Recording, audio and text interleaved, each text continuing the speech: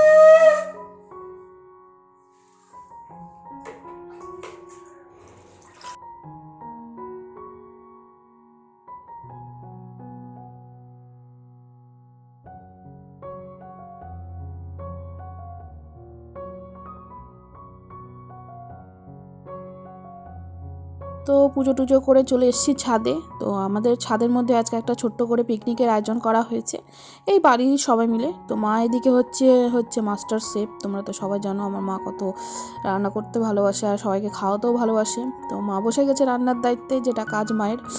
এখানে মা রান্না হচ্ছে মাংসর আলুগুলো ভেজে নিচ্ছে।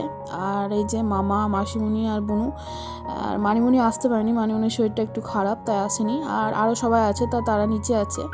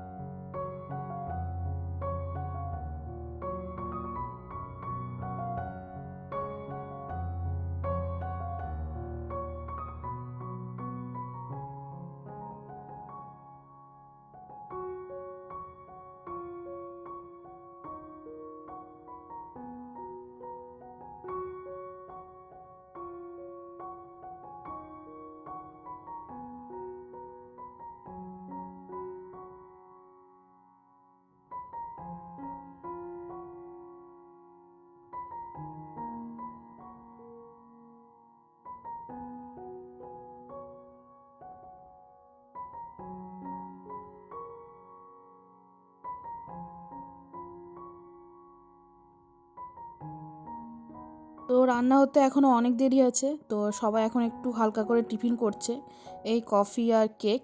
তো রান্না বান্না হবে, তারপরে খাওয়া দাওয়া হবে। কফি খাচ্ছে আর সবাই মিলে গল্প করছি আমরা। খুব এনজয় হচ্ছে আজকের পিকনিকটাতে। বাট মানিমুনি আসলে একটু ভালো হতো, মানিমুনির শরীরটা খারাপ অতিরিক্ত, তা মানিমুনি আসতে পারেনি।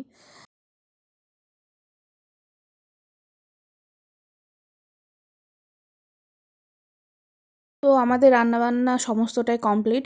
তো 2টো মতো বাজছে, অনেকটাই বেলা হয়ে গেছে। বুঝতেই পারছো পিকনিকের দিনে একটু তো বেলা হয়। আর সবার পেটে ছুঁচো দৌড় দিচ্ছে। তো সবাই এখানে অল্প কজন খেতে বসেছে, তারপরে আরও যারা আছে তারা খেতে বসবে।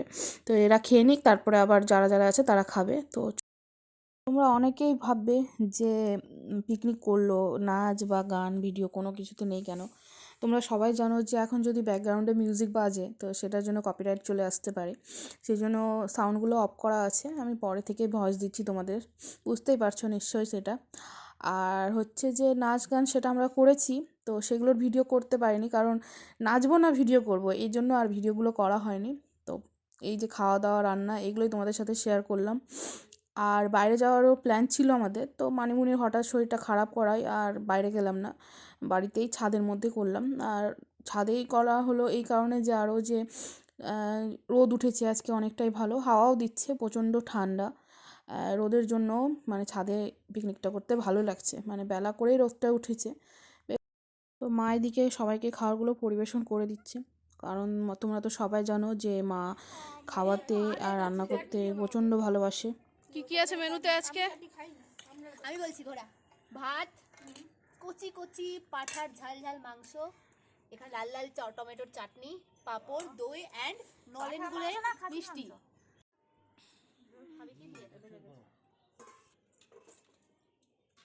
এটা খাবি?